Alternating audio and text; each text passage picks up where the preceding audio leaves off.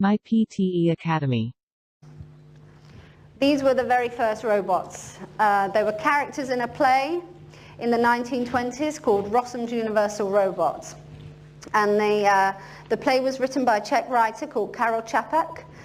And basically, these robots, you know, people tend to think of robots as kind of cute, cuddly toys or, you know, Hollywood depictions kind of devoid of politics. But the first robots were actually created and imagined in a time of absolute political turmoil. You just had the First World War, you know, finished. That had a devastating impact across Europe.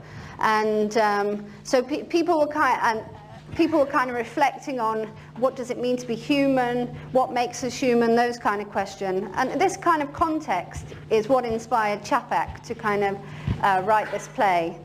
And interestingly, these robots being human, they are actually in the play assembled on a production line, a bit like the Ford manufacturing production line.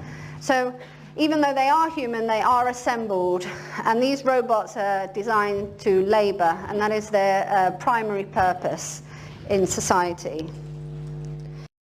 My PTE Academy.